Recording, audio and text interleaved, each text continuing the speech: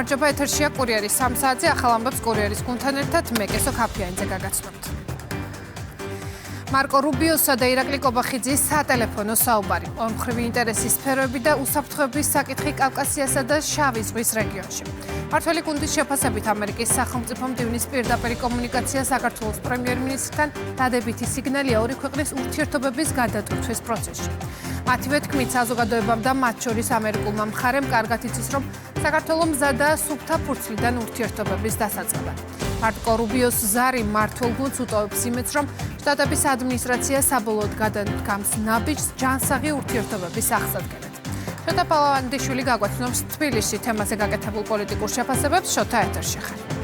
მარკო რუბიოსა და ირაკლი კობახიძეს შორის კომუნიკაცია არის პოზიტიური სიგნალი და იმის, ასე ვთქვათ, ერთ-ერთი ნიშნული, რომ საქართველოს ამერიკის ურთიერთობების გადატვირთვასთან დაკავშირებით მოლოდინები შესაძლოა პოზიტიურად, ასე ვთქვათ, გადაწყდეს. მმართველ გუნდში განმარტავენ, რომ სახელმწიფო მდივნის ზარს წინ უძღოდა საქართველოს სახელმწიფო უსაფრთხოების სამსახურის ხელმძღვანელის ვიზიტი. შეერთებულ შტატებში ამავდროულად საპარლამენტო დელეგაცია იმყოფებოდა კონგრესში და ამ ყველაფრის ერთგვარ დაგვირგვინებად მიიჩნევენ. მმართველი გუნდის წევრები მარკო რუბიოს მიერ განხორციელებულ ზარს საქართველოს პრემიერ-მინისტრთან ისინი ამბობენ, რომ რეგიონში არსებული დაძაბულობისა და გეოპოლიტიკური გამოწვევების ფონზე საქართველოს როლი და ფუნქცია, მათ შორის როგორც ერთ-ერთი მთავარი საკვანძო წერტილი სტრატეგიული თვალსაზრისით იზრდება, რაც ამავდროულად აჩენს იმის, ასე ვთქვათ, კარგ წინაპირობას, რომ საქართველოსა და ამერიკის შეერთებული შტატების ურთიერთობები დაუბრუნდეს პირვანდელ ნიშნულს და ამავდროულად კიდევ უფრო მეტად განვითარდეს. ძალიან სასიამოვნო სიგნალები არის ზოგადად. დავიწყოთ იმით, რომ ბატონი მამუკა მდინარაძე იმყოფებოდა თავის კოლეგასთან, დაპატიჟებული იყო და იქ ძალიან მაღალი რანგის შეხვედრები იყო. შემდეგ ბატონი ნიკა სამხარაძე ვიხილეთ ამერიკის შეერთებულ შტატებში და იქაც უმაღლესი რანგის შეხვედრები იყო. ამ შემთხვევაში ბატონი რუბიოს ზარი პრემიერ-მინისტრთან და ეს ყველაფერი რა თქმა უნდა გვაძლევს ერთობლიობაში იმის საფუძველს, რომ ოპტიმისტურად ვიყოთ განწყობილები ამერიკის შეერთებულ შტატებთან რეალური პარტნიორობის დაწყების მიმართულებით. ჩვენ ბევრჯერ გაგვიცხადებია, რომ სამწუხაროდ ეს ყველაფერი ძალიან გაჭიანურდა და ამერიკის შეერთებულმა შტატებმა ჩვენი პოზიცია იციან, რომ ჩვენ ნებისმიერ დროს მზად ვართ, რომ გზამკვლევი გავწეროთ დროსა და სივრცეში, სადაც პირდაპირ გაწერილი იქნება თუ რა ნაბიჯები უნდა გადადგას ქართულმა მხარემ, ამერიკულმა მხარემ, რომ ორივეს ინტერესები იყოს გათვალისწინებული. შესაბამისად, რა თქმა უნდა, მოლოდინის რეჟიმში ვართ, მოლოდინი ოპტიმისტურია. მიუხედავად იმისა, რომ როგორც სახელმწიფო დეპარტამენტის, ისე საქართველოს მთავრობის მიერ გავრცელებულ ინფორმაციაში ნათლად ეწერა რუბიოსა და კობახიძეს შორის საუბართან დაკავშირებით, სადაც იყო ნათქვამი, რომ ორმხრივ ინტერესებთან დაკავშირებით შედგა დიალოგი. ქართული ოპოზიცია მაინც დარწმუნებულია, რომ მსგავსი შინაარსის, ასე ვთქვათ, რაიმე სახის კომუნიკაციას აზრი არ აქვს და ის მხოლოდ და მხოლოდ შესაძლოა შეხებოდა რეგიონში არსებულ დაძაბულ ვითარებას და მათ შორის ირანში მიმდინარე სამხედრო დაპირისპირებას, რაც შეეხება მმართველი გუნდის წევრებს ქართულ ოცნებაში არ უკვირთ ოპოზიციის მსგავსი სკეპტიკური განცხადებები და ფიქრობენ, რომ ეს არის მათთვის, ასე ვთქვათ, მათი ბუნებრივი სახის წარმოჩენის კიდევ ერთი რეალური დასტური. მმართველი გუნდის წევრების თქმით, საქართველოს უკვე დიდი ხანია მზად არის ამერიკასთან ურთიერთობები გადატვირთოს და თანაბარი და მეგობრობაზე დაფუძნებული სტრატეგიული პარტნიორობა აღადგინოს. არ შეუშალოს ხელი ამერიკას საკუთარი ინტერესების განხორციელებაში ამ კონკრეტულ მისიასთან დაკავშირებით. ჩემი აზრით და იმ ინფორმაციაზე დაყრდნობით, რაც ოფიციალურად გავრცელდა სახელმწიფო დეპარტამენტის გვერდზე, სწორედ ეს იქნებოდა საუბრის მთავარი თემა და არანაირი გადატვირთვა, რასაც კობახიძე ამტკიცებს, თუმცა ვერ ადასტურებს ბუნებრივია. მარკო რუბიოს და ირაკლი კობახიძის საუბარი, ეს არის, ვფიქრობ, პოზიტიური სიგნალი იმისა, რომ ჩვენი ურთიერთობები ამერიკის შეერთებულ შტატებთან დაიძრას იმ გაყინული წერტილიდან, რომელიც ახლა არის. როგორც ვიცით, ამ საუბრის შინაარსის შესახებ არის ის, რომ საუბარი ეხებოდა საქართველოს სტრატეგიულ როლს კავკასიის რეგიონში. ეს არის ძალიან მნიშვნელოვანი, იმიტომ რომ საქართველო ნამდვილად და რეალურად არის ის ერთ-ერთი მნიშვნელოვანი პოლიტიკური მოთამაშე რეგიონში, რომელიც ძალიან ყურადსაღებ როლს თამაშობს ხელშესახების შედეგი აქვს მშვიდობის, უსაფრთხოების, სტაბილურობის უზრუნველყოფაში და ასევე გლობალური ეკონომიკური პროექტების განვითარების საქმეში. სახელმწიფო მდივან მარკო რუბიოსა და საქართველოს პრემიერ-მინისტრ ირაკლი კობახიძეს შორის სატელეფონო საუბარი 30 მარტს შედგა, როგორც ცნობილია, საუბრის დროს მხარეები შეეხნენ ორმხრივი ინტერესების, ასე ვთქვათ, გათვალისწინებას ამავდროულად რეგიონში არსებულ ვითარებას და შავი ზღვისა და კავკასიის რეგიონის უსაფრთხოების საკითხებს. მადლობა შოთა, პირდაპირ ეთერში საუბრობდა შოთა ფაღლავანტიშვილი. წუთიერი დუმილით გაიხსნა პარლამენტის პლენარული სხდომა. დეპუტატებმა კათოლიკოს პატრიარქის ილია მეორის ხსოვნას პატივი მიაგეს.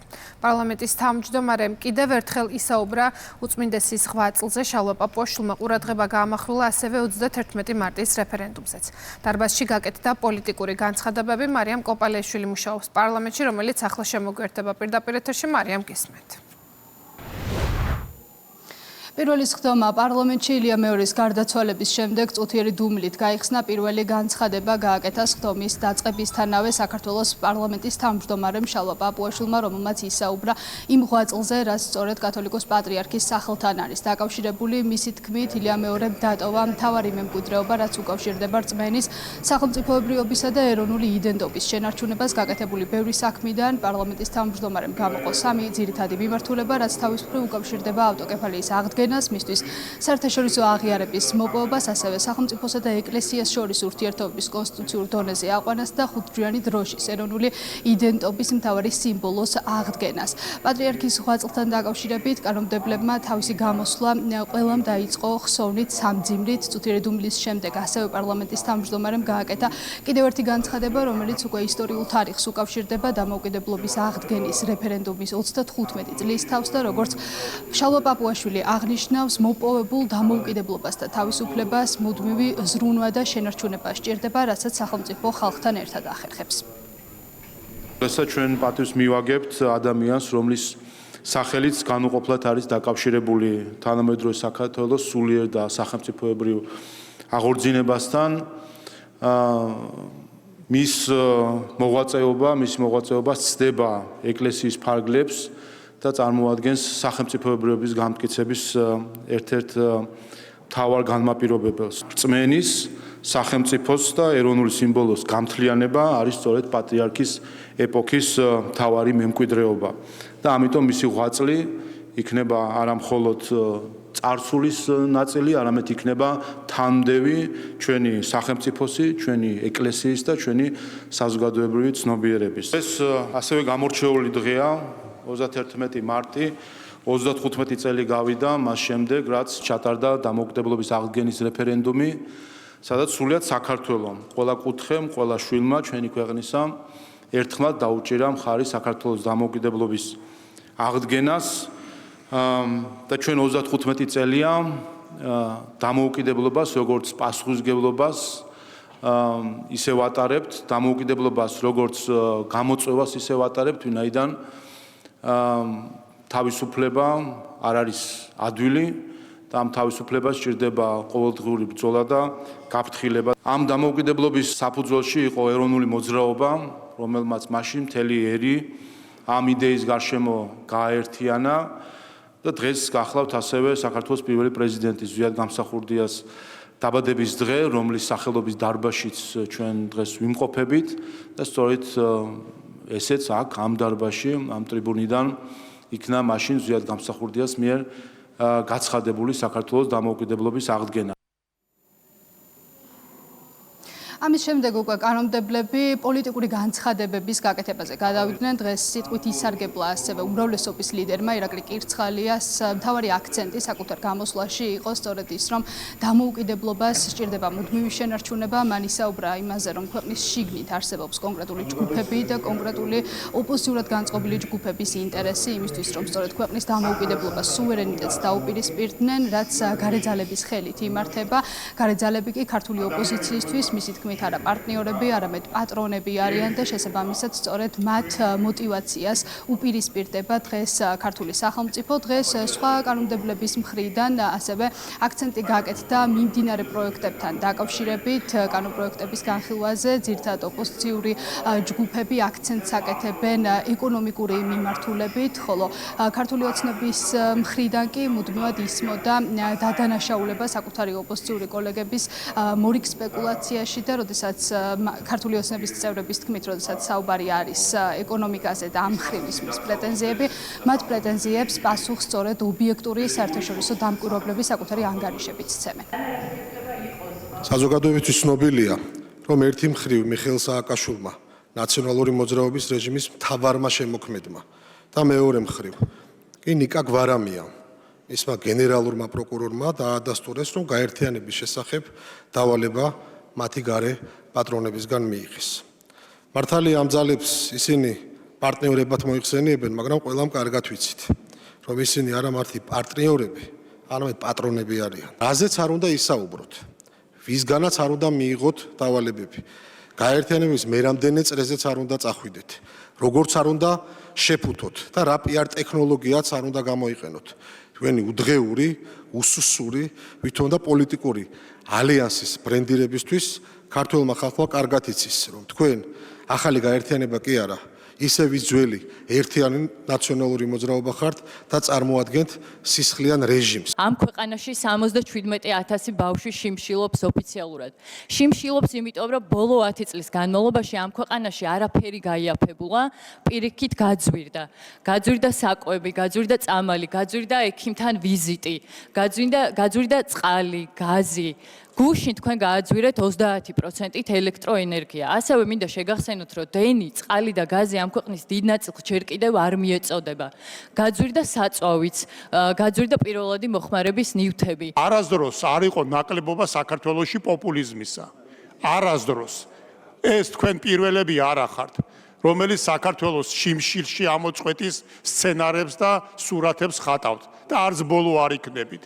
მაგრამ ერთი რამე უნდა გაითვალისწინოთ, რომ როდესაც საუბრობთ, ტარიფები გაძვირდება, ან ადამიანები შიმშილობენ, რომ არ იყოს ეკონომიკური ზრდა და მართვადი ინფლაციური პროცესები, აი მართლაც მაშინ გვექნებოდა ისეთი სწრაფი ზრდა ფასებისაც, ცხოვრების დონის გაუარესებისაც, რაც სოფლიოში და ჩვენს გარშემო ხდება. ამიტომაც არის, სანამ ასე ვთქვათ, მორიგ პოპულისტურ ამოფრქვევას გააკეთებთ, კარგად გაითვალისწინეთ, რომ ამ პოპულიზმით ვერც ერთმა პოლიტიკურმა ძალამ, რო იტყვიან, ფონს გასვლა ვერ მოახერხა და ვერც თქვენ ვერ მოახერხებთ. სწორედ ამ დღეებში ქართველი ხალხის გენეტიკა მიმძლავრა და განსაკუთრებით ბოლო წლების განმავლობაში გარედან თავს მოხვეულ სიძულვილს სიყვარული დაახვედრა, მუქარას მტკიცე ხასიათი, ჩხუბს და დაპირისპირებას სიმშვიდე და თავმდაბლობა, შიშს გამბედაობა, ხოლო წუთისოფელს მარადიულობის განცდა დაუპირისპირა.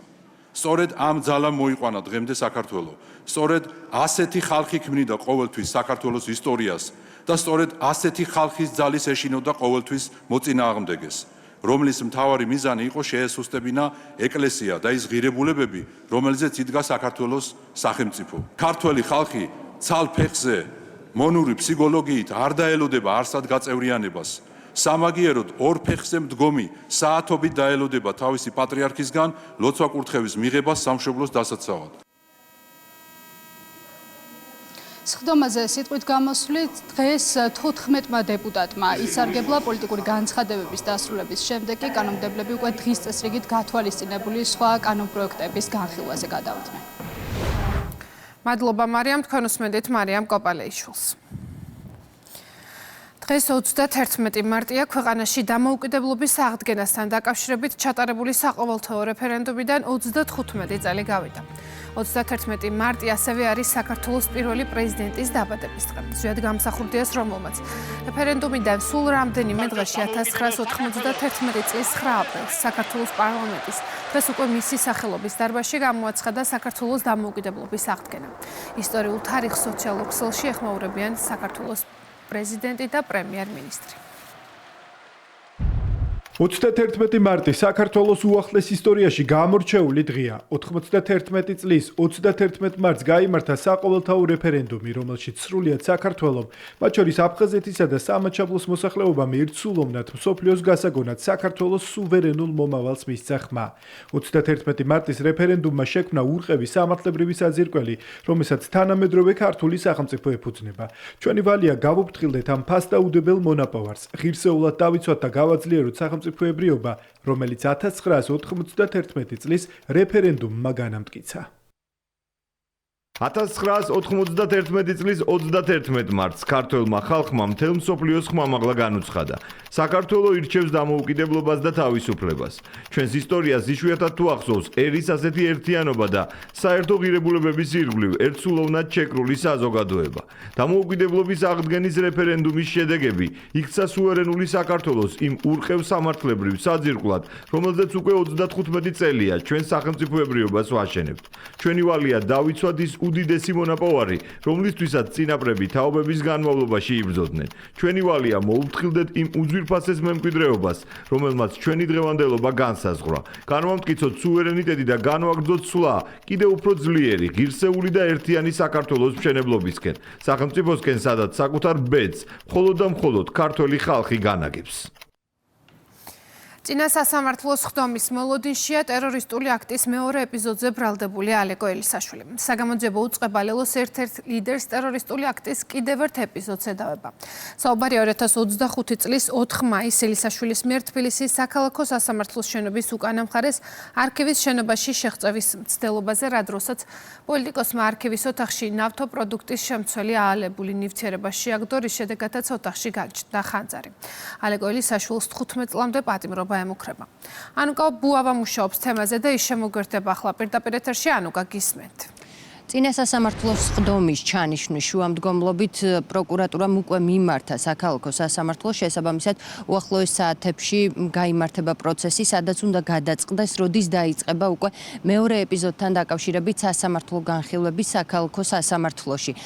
თუმცა რაც შეეხება საქმეს, რომელზეც პროკურატურამ განცხადებაც და ვიდეო კადრებიც გუშინ გაავრცელა, ამ კადრებში ჩანს და საუბარი არის გასული წლის 4 მაისის ქმედებაზე ტერორისტულ აქტზე, სწორედ ამ კვალიფიკაციით წარედგინა ბრალი ალეკო ელისაშვილს და საუბარი არის საქალაქო სასამართლოში სასამართლოს არქივის შენობაში შეღწევის ფაქტთან დაკავშირებით, როდესაც ალეკო ელისაშვილმა ჯერ უშუალოდ არქივის შენობაში ერთ-ერთ ოთახში შეაგდო აალებული ნივთიერება, რომელიც იყო ნავთობპროდუქტით გაჟღენთილი და გაჩნდა ხანძარი, შემდეგ კი მან გააჩინა ასევე ცეცხლი სასამართლოს გარე პერიმეტრზე, ფასადზე, ფანჯარასა და სადენებზე. ამ დროს, როდესაც ეს ფაქტი მოხდა, საგამოძიებო უწყება ამბობს, რომ შენობაში იმყოფებოდნენ არქივის მანდატური სამსახურის უკაცრავად თანამშრომლები 3 ადამიანი და შესაბამისად ალეკო ელისაშვილმა საფრთხე შეუქმნა როგორც მანდატური სამსახურის თანამშრომლებს, ასევე სადა გაენადგურებინა ის საქმის მასალები, მათ შორის სისხლის სამართლის ადმინისტრაციული თუ სამოქალაქო საქმის მასალები, ასეულობით საქმე, რომელიც ინახებოდა არქივის შენობაში და იყო ამ დროისთვის. რაც შეეხება საგამოძიებო უწყების მიერ გავრცელებულ ინფორმაციას, დღეს პროკურორმაც ისაუბრა საგამოძიებო მოქმედებებთან დაკავშირებით და საქმეში არსებულ მტკიცებულებაზე. სახელმწიფო ბრალდება ამბობს, რომ დაახლოებით 1 წლის განმავლობაში მიმდინარეობდა შესაბამისი მოქმედებები, მათ მოიპოვეს ექსპერტიზის დასკვნა, მოწმეთა ჩვენებები და ის ვიდეო მასალა, რომელიც საზოგადოებამ გუშინაც იხილა და ახლაც ხედავს მაყურებელი სავარაუდოდ ამ კადრებს, რომელიც არის ბრალდების მხარისთვის უტყუარი მტკიცებულება, მათ შორის ჩვენებები, რომ ალეკო ელისაშვილს ჰქონდა ტერორისტული აქტის ჩადენის მცდელობა. შესაბამისად, პროკურატურა დარწმუნებულია, რომ საკუთარი პოზიციების გამყარება სწორედ ამ მტკიცებულებებით შეძლებს. რაც შეეხება დაცვის მხარეს, დღეს ისაუბრა ასევე ადვოკატმაც, რომელიც ირწმუნება, რომ ალეკო ელისაშვილს ამ დანაშაულთან შემხებლობა არ აქვს და შესაბამისად ის არ იზიარებს ახალ ბრალდებას, არ ცნობს თავს დამნაშავედ და ამბობენ იმასაც ადვოკატები, რომ ამ ვიდეო კადრებით ვერ დასტურდება, რომ ეს ადამიანი, რომელიც ცდილობს არქივის შენობაში შეღწევას და აჩენს ცეცხლს ტერიტორიაზე, არის ალეკო ელისაშვილი. საქმეში არ არის არც ერთი მტკიცებულება, რომელიც დაადასტურებს, რომ ალექსანდრე ელისაშვილმა ჩაედინა ტერორისტული აქტი და ტერორისტული აქტის მცდელობას ჰქონდა ადგილი. ეს საქმე იყო სხვის სინების დაზიანების მუხლით, თუმცა შემდგომ, როდესაც ჩიხში შევიდა გამოძიება, ჩათვალეს საჭიროდ, რომ მოდი ეს საქმეც რადგან ვერ გამოიძიეს, ვერ დაადგინეს, ვინ იყო ეს პირი. ოდოროლოგიური კვლევის ნიმუშის აღების შემდგომ ბრალი წაუყენეს ალექსანდრე ელისაშვილს მეორე ეპიზოდთან დაკავშირებით და ამით იცნობენ, რომ გაამყარონ თავიანთი პოზიციები. ექსპერტიზის დასკვნაც ადასტურებს, რომ ვიდეო ჩანაწერები, რომელიც აი ახლა ამ შემთხვევაში პროკურატურამ გაავრცელა, ვერ დგინდება თუ ვინ არის კონკრეტულად ის პირი. აღნიშნული ეპიზოდი ჩადენილია მანამ, სანამ 2025 წლის 29 ნოემბერს მოხდებოდა ტერორისტული აქტის მცდელობის ფაქტი. მოცემულ შემთხვევაში აღნიშნულ საქმეზე მიმდინარეობდა გამოძიება. გამოძიების ფარგლებში მოპოვებული იქნა ერთი მტკიცებულება, მოპოვებულია ექსპერტიზის დასკვნები, ასევე გამოთხოვილია ინფორმაცია, წარმოდგენილია ვიდეო ჩანაწერები, რომლებიც ადასტურებენ ალექსანდრე ელისაშვილის მხრიდან ტერორისტული აქტის განხორციელების ფაქტს. გამოკითხული არიან მოწმეები, შესაბამისად მითითებული მტკიცებულების საფუძველზე მოხდა ბრალის წარდგენა. თავდაპირველად ვინაიდან მოხდა ცეცხლის წაკიდება გამოძიება დაიწყო აღნიშნული მუხლით, თუმცა როდესაც გამოიკვეთა ტერორისტული აქტის მიზანი, რაც აუცილებელი არის დასადგენად, მაშინ მოხდა კვალიფიკაციის შეცვლა და შემდგომში აღნიშნული მუხლით გამოძიების გაგრძელება.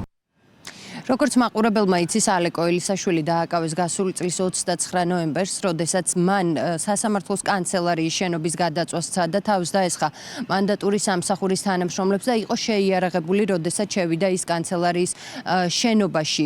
სწორედ ეს კადრებიც დაურთო პროკურატურამ გუშინდელ მასალასაც იმის საჩვენებლად და საილუსტრაციოდ, რომ ალეკო ელისაშვილი ზუსტად ანალოგიური ტერიტორიიდან გადაადგილდება ორივე შემთხვევაში, როგორც პირველ, ასევე მეორე ეპიზოდის დროს და ზუსტად ერთნაირად არის აღჭურვილი, რომელიც საგამოძიებო უწყების ინფორმაციით ჩანთაში ინახებოდა სწორედ ტერორისტული აქტის მოსაწყობად საჭირო აღჭურვილობა. ამ ვიდეო კადრების მიუხედავად, თავად ალეკო ელისაშვილის თანაგუნდელები პარტია ლელო ამტკიცებს, რომ ელისაშვილს შემხებლობა არ აქვს ამ დანაშაულთან, მისი იდენტიფიცირება ვერ ხდება, თუმცა უნდა ითქვას, რომ ამ პირველ შემთხვევაში, პირველ ეპიზოდთან დაკავშირებით ჩადენილი დანაშაული აღიარა და ამის მიუხედავად ლელო მაინც ირწმუნება, რომ ეს საქმე არის პოლიტიკური. რაც შეეხება სახელისუფლებო გუნდს, მართლ პარტიაში ამბობენ, რომ საბოლოო გადაწყვეტილება ელისაშვილთან დაკავშირებით უნდა მიიღოს სწორედ სასამართლომ, თუმცა ქართული ოცნებისთვის ეს კადრები კიდევ ერთი დასტურია, რომ ალეკო ელისაშვილი ერთგვარად მიდრეკილი არის ტერორისტული აქტებისკენ, მათთვის ელისაშვილი არის ტერორისტი, როგორც თავად უწოდებენ ქართულ ოცნებაში, პარტია ლელო კი ტერორიზმის წამხალისებელი და მხარდამჭერი, ისევე როგორც ალდე ევროპის პოლიტიკური ჯგუფი, რომლის წევრიც არის თავის მხრივ ლელო. შესაბამისად, მართლ პარტიაში ამბობენ და მოელიან, რომ ახლა ალდე დაგმობს ელისაშვილის ამ ქმედებას ტერორისტული აქტის ჩადენას და შესაბამისად ელიან იმასაც, რომ ალდე გამორიცხავს ლელოს მათი გუნდიდან. ეს არ არის არანაირად სამართალი, იმიტომ რომ თვითონ მათივე ექსპერტიზა ამბობს, რომ ეს კადრები, რომელიც გავრცელდა და წინა კადრებიც არ არის ადამიანის იდენტიფიცირებისათვის საკმარისი, საქმე, რომელიც ამდენი ხნის განმავლობაში იყო სხვისი ნივთის დაზიანების ან განადგურების მცდელობა და ალეკო ელისაშვილი ამაზე ღიად საუბრობდა, ახლა თურმე ტერორიზმი ყოფილა. ეს არის პოლიტიკური დევნა, პოლიტიკური ოპონენტის დისკრედიტაციის მორიგი მცდელობა. ადამიანი არის მიდრეკილი ტერორიზმისკენ და ამ შემთხვევაში არ მოვერიდებ პირდაპირ შეფასებას, რომ ეს არის ტერორისტი, იქიდან გამომდინარე, რომ პირდაპირ ვიდეო კადრები გვაქვს ჩვენ ნანახი და სასამართლო გადაწყვეტილებას რა თქმა უნდა ყოველთვის ველოდებით ხოლმე, მაგრამ ჩვენი თვალით რაც ვნახეთ და იმ პირველ შემთხვევაზე სხვათა შორის უარი არ წუხავს, პირდაპირ თქვა, რომ კი ბატონო გადაწვას ვაპირებდითო, ეს ძალიან საშიში ადამიანია და ლელოს ყავს შეკედლებული, ლელო რადიკალური პარტია არის, ისედაც ვიცით, ესეც ამაზე მეტყველებს და საერთოდ ჯამში, ალდეს ჯგუფის წევრები არიან და, რა ვიცი, ვისურვებდი, რომ ალდემაც დაატოვებინოს თავისი რიგები. სახელმწიფო ბრალდება ალეკო ელისაშვილს ტერორისტული აქტის ჩადენას ედავება, ბრალი გუშინ წარედგინა ელისაშვილს, როგორც გითხარით და ასევე სულ ცოტა ხანში უნდა გაიმართოს სასამართლო პროცესი, სადაც განისაზღვრება თუ როდის ჩაინიშნება წინა სასამართლოს სხდომა და დაიწყება უკვე მსჯელობა ამ მეორე ეპიზოდთან დაკავშირებით. კიდევ ერთხელ გეტყვით, რომ დღეს პროკურატურამ განმარტა ის, რომ 1 წლის განმავლობაში მიმდინარეობდა საგამოძიებო მოქმედებები, თავდაპირველად სასამართლოში გაჩენილი ხანძრის საქმეზე იყო სხვისი ნივთის დაზიანებით დაწყებული გამოძიება, თუმცა რაც მას შემდეგ, რაც უკვე მოპოვებული იქნა სხვადასხვა ტიპის მტკიცებულება, მათ შორის ვიდეო კადრები, ასევე მოწმეთა ჩვენებები და ასევე ექსპერტიზის დასკვნები, სახელმწიფო ბრალდებამ შესაბამისი კვალიფიკაციით წარუდგინა ბრალი უკვე ალეკო ელისაშვილს, შესაბამისად ახალ ეპიზოდთან დაკავშირებით განხილვები საქალაქო სასამართლოში სულ ცოტა ხანში დაიწყება. მადლობა ანუკა, თქვენ უსმენთ ანუკა ბუავას. თბილისის საქალაქო სასამართლოში ბაჩო ახალაიას მიმართ კიდევ ერთ სისხლის სამართლის საქმეზე პროცესი გაიმართა. წინა სასამართლოს სხდომის თარიღად 21 მაისი განისაზღვრა. პროცესი ესწრებოდა ბაჩო ახალაიას, რომელსაც ბრალდება რამდენიმე დღის წინ წარედგინა მუხლით, რაც გულისხმობს მოწოდებას საქართველოს კონსტიტუციური წყობილების ძალადობით შეცვლისაკენ და სახელმწიფო ხელისუფლების დამხობისაკენ. ეს მოწოდება რა მუხლითაც აქვს ბაჩოს წაყენებული მოწოდება ხელისუფლების დამხობის კონსტიტუციური დამხობის შესახებ ეს არის მისი აზრი, რაც მან გამოხატა სასამართლოზე და არც ჯარისთვის მოუწოდებიან და არც მიტინგზე ხალხისთვის. ანუ სრული აბსურდია თავიდან ბოლომდე. ეს იყო პირდაპირ მოწოდება ღია სასამართლო სხდომაზე, საქვეყნო მოწოდება, რომელსაც არაერთი პირი ესწრებოდა, რომელიც გავრცელდა ღია წყაროებში, მათ შორის ტელევიზიების მეშვეობით, მათ შორის სოციალური ქსელების მეშვეობით, მისი განცხადება, ნებისმიერი ადამიანის განცხადება, რომელიც შეისავს სისხლის სამართლებრივი დანაშაულის ნიშნებს, ეს ნებისმიერმა პირმა შეიძლება ამტკიცოს, რომ არის მისი აზრი, თუმცა ეს უნდა შეფასდეს იქიდან გამომდინარე, რამდენ შესაბამება საქართველოს სისხლის სამართლის კოდექსს და მასში დადგენილ ნორმებს. 7 მარტს დაიწყო გამოძიება სახელმწიფო უსაფრთხოების სამსახურში, ყველაფერს შესაბამისი შეფასება ესაჭიროება. მოპოვებული იქნა შესაბამისი მტკიცებულებები, კერძოდ დაიკითხა, არ გამოიკითხა გამოძიების ეტაპზე არაერთი პირი, მათ შორის დამსწრე მანდატურები, პენტენციური, ასე ვთქვათ, დაწესებულების თანამშრომლები. ჩატარდა ექსპერტიზები, საქმეში წარმოდგენილია 3 ექსპერტიზა, ვიდეო და ფონოსკოპური, სადაც დადგენილია, რომ ნამდვილად ბაჩო ახალაიამ გააკეთა აღნიშნული განცხადება. სახელმწიფო უსაფრთხოების სამსახურის თანამშრომლებმა თბილისსა და გარდაბნის მუნიციპალიტეტში კომპლექსურად ჩატარებული ღონისძიებების შედეგად ყალბი ოფიციალური დოკუმენტების დამზადებისა და გასაღების ფაქტები გამოავლინეს. დაკავებულია 1 პირი. გამოძიების მიხედვით საქართველოს მოქალაქე საკუთარ საცხოვრებელ სახლში გარკვეული თანხის სანაცვლოდ სისტემატურად ამზადებდა საქართველოსა და უცხო ქვეყნების ყალბ პირადობის დამადასტურებელ და მართვის მოწმობებს. დაკავებული დოკუმენტებს საზღვარგარეთ მყოფ დამკვეთებთან და შუამავალ პირებთან პოსტით აგზავნიდა. პირადი და საცხოვრებელი სახლის შრიკის შედეგად ამოღებულია ყალბი დოკუმენტების დასამზადებელი სპეციალური მოწყობილობები, კომპიუტერული ტექნიკა და ყალბი დოკუმენტები. დანაშაული 3 წლამდე თავისუფლების აღკვეთას ითვალისწინებს. პროკურატურამ ჯგუფურად წამების, გამოძალვის, ძარცვის, ძალადობის ორგანიზებისა და მასში მონაწილეობის ფაქტებზე 12 პირს ბრალდება წარუდგინა. მათთვის აღკვეთის ღონისძიების შეფარდებაზე სასამართლო დღეს იმსჯელებს. საქმე რამდენიმე ეპიზოდზე არის გამოყოფილი, რამდენიმე ეპიზოდად არის გამოყოფილი ფაშისტურ-ნაცისტური იდეოლოგიის მქონე დაჯგუფების წევრები განსაკუთრებული სისტემატიკით ძალადობდნენ სხვადასხვა ასაკის მსხვერპლზე, მათ შორის არასრულწლოვნებზეც.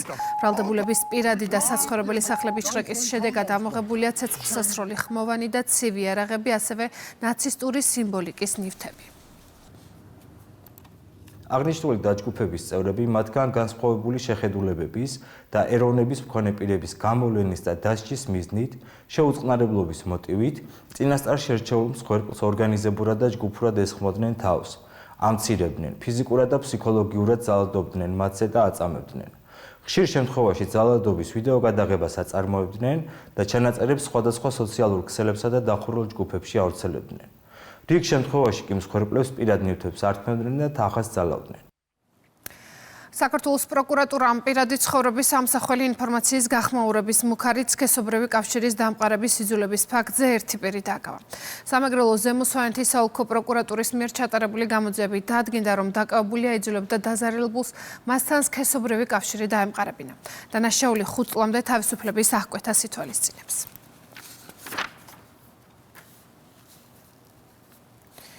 შინაგან საქმეთა სამინისტრომ უკანონო ბრუნვიდან ამოღებული 19 მილიონ ლარამდე ღირებულების 626 კილოგრამის სხვადასხვა სახის ნარკოტიკული საშუალებები გაანადგურა. საექსპერტო კრიმინალისტიკური დეპარტამენტის თანამშრომლებმა გაანადგურეს განსაკუთრებით დიდი ოდენობის სხვადასხვა სახის ნარკოტიკული საშუალება, მათ შორის კოკაინი, ჰეროინი, მეთადონი, MDMA, ალფა-PVP, კეტამინი, ამფეტამინი, კანაფი, მარიხუანა და სხვა. ასევე გაანადგურდა ფსიქოტროპული და ახალი ფსიქოაქტიური ნივთიერებები. კანონმდებლობის შესაბამისად ნარკოტიკების განადგურების პროცესი გარემოს დაცვითი თანამედროვე სტანდარტების შესაბამისად ჩატარდა. საექსპერტო კრიმინალისტიკურმა დეპარტამენტმა 626 კილოგრამი ნარკოტიკული საშუალება გაანადგურა. მათ შორის კოკაინი, ჰეროინი, მეტადონი, ალფა-PVP და სხვადასხვა სინთეტიკური ნარკოტიკები. აღნიშნული ნივთიერებების სხვადასხვა დროს საგამოძიებო მოქმედებების შედეგად არის ამოღებული და მათი საერთო ღირებულება შავ ბაზარზე 19 მილიონ ლარს აღემატება. პროცესი მაღალ ტემპერატურულ ღუმელში გარემოს დაცვითი სტანდარტის სრული დაცვით განხორციელდა. ჩატარდა მორიგი ღონისძიება, რომელსაც ესწრებოდნენ შინაგან საქმეთა სამინისტროსთან ერთად ასევე პროკურატურის და ჯანდაცვის სამინისტროს წარმომადგენლები. აღნიშნული ღონისძიება ტარდება 3 თვეში ერთხელ და მოსამართლის მიერ მიღებული კანონიერ ძალაში შესული გადაწყვეტილების საფუძველზე გავანადგურეთ რამდენიმე 100 კილოგრამი ნარკოტიკული საშუალებები და ფსიქოტროპული ნივთიერებები. პროკურატურას აქვს მკაცრი მიდგომა ნარკოტიკულ დანაშაულში ჩართული პირების მიმართ, მისი რეალიზატორების, ხელშემწყობების მიმართ და აღნიშნული გაგრძელდება ასევე მომავალშიც. შინაგან საქმეთა მინისტრმა საზოგადოებრივი უსაფრთხოებისა და პოლიციის აკადემიის ხელმძღვანელ პირებთან სამუშაო შეხვედრა გამართა. შეხვედრაზე განიხილეს აკადემიაში საზოგადოებრივი უსაფრთხოებისა და საპოლიციო საქმის საბაკალავრო პროგრამის ავტორიზაციისა და აკრედიტაციის პროცესებთან დაკავშირებული დეტალები. გეგა გელაძემ ინფორმაცია მიიღო აკადემიაში მიმდინარე სასწავლო პროცესის, საერთაშორისო სტანდარტების შესაბამისი საგანმანათლებლო პროგრამების დანერგვისა და სამომავლოდ განსახორციელებელი პროექტების შესახებ.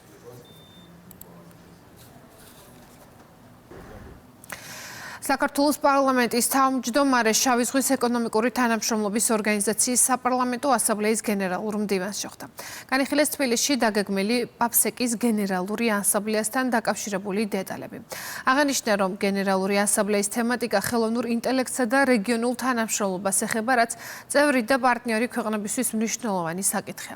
ასევე ხაზი გაესვა ქართული მხარის ინიციატივას, რომ გენერალური ასამბლეის პარალელურად ჩატარდეს სამხრეთ-აღმოსავლეთ აზიის ქვეყნების საპარლამენტო ასამბლეისა და პაფსეკის ერთობლივი სხდომა, რაც განხორციელების პროცესშია.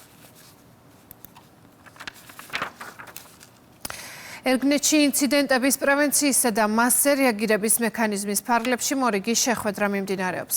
მხარეები საოკუპაციო ხაზის მიმდებარედ ბოლო პერიოდში განვითარებული მოვლენების შესახებ მსჯელობენ. მთავარი განსახილველი თემა იქნება უკანონოდ დაკავებულ მოქალაქეთა გათავისუფლების საკითხი.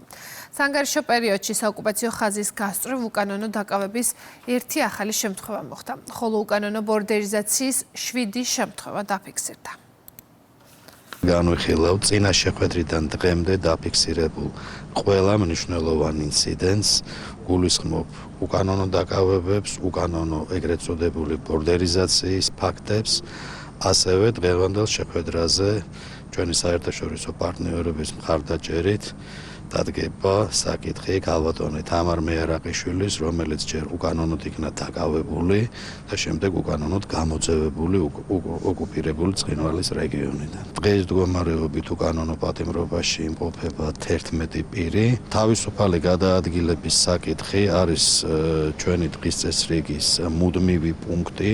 ეს საკითხი რეგულარულად დგება და ბუნებრივია მოახლოებული აღდგომის ცხინვალე დღესასწაულთან დაკავშირებით ეს საკითხი აუცილებლად იქნება გაჟღერებული, რათა მოსახლეობა შეძლოს სასაფლაოებზე დაუბრკოლებლად გასვლა და უსაფრთხოდ სახლებში დაბრუნება.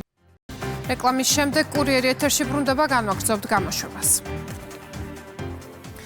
ეკონომიკური ზრდის წინასწარი შეფასება გამოაქვეყნა საქსტატმა. უწყების ინფორმაციით 2026 წლის თებერვალში წინა წლის შესაბამის პერიოდთან შედარებით რეალური მთლიანი შიდა პროდუქტის ზრდა 8.8% შეადგინა, ხოლო იანვარ-თებერვალის საშუალო მაჩვენებელი 8.4%-ია. ჯამურად იანვარ-თებერვლის საშუალო ეკონომიკური ზრდა 8.4%-ით განისაზღვრა. უნდა აღინიშნოს, რომ ეკონომიკურ ზრდაში მნიშვნელოვანი პოზიტიური წვლილი შეიტანა ინფორმაციისა და კომუნიკაციების, ტრანსპორტის და დასაწყობების, საფინანსო და სადაზღვევო საქმიანობების განათლების სექტორებმა, ასევე სხვა სექტორებსაც ჰქონდათ მნიშვნელოვანი კონტრიბუცია, რაც ზოგადად მიანიშნებს, რომ ეკონომიკური ზრდა არის საკმაოდ დივერსიფიცირებული.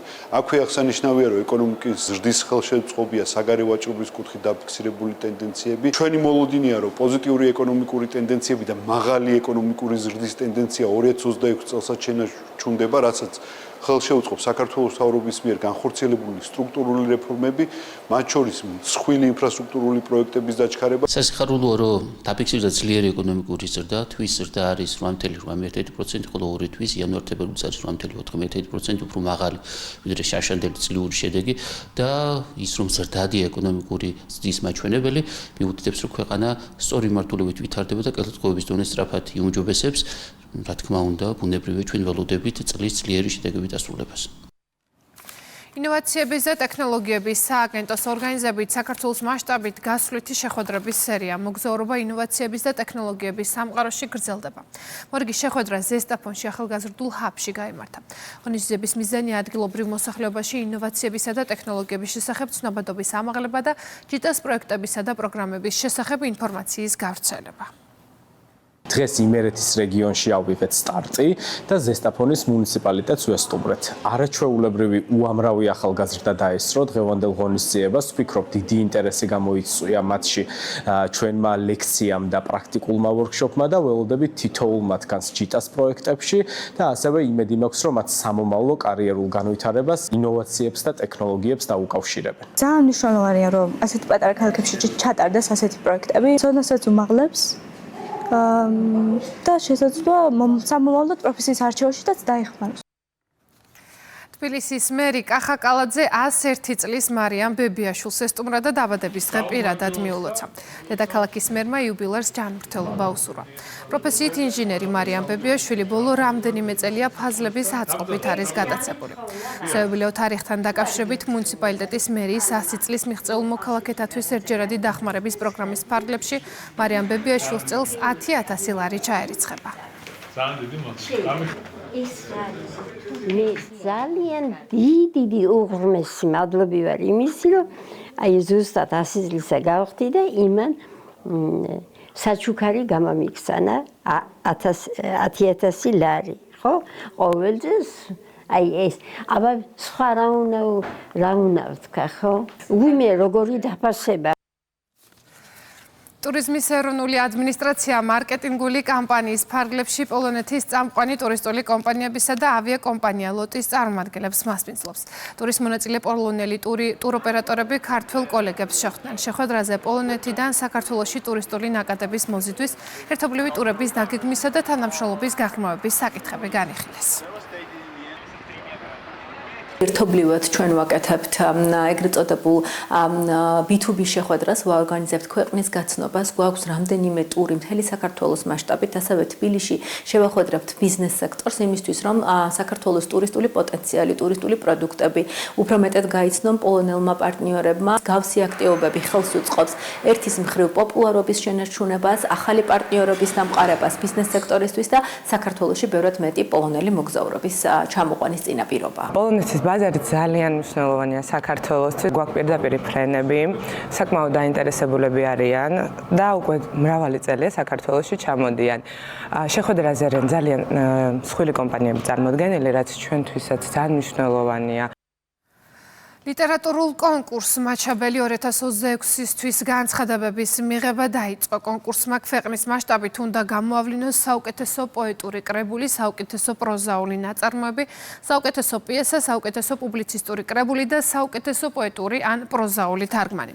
კონკურსი 3 თვის განმავლობაში გაგრძელდება, თუმცა განცხადების მიღება 30 აპრილს სრულდება. გამარჯვებულ ავტორებს სპეციალურ პრიზთან ერთად გადაეცემათ ფულადი პრემიაც. ეს უკვე მე-6-ე ჩატარდება ლიტერატურული კონკურსი, გამოცხადდა 5 ნომინაცია გახლავთ.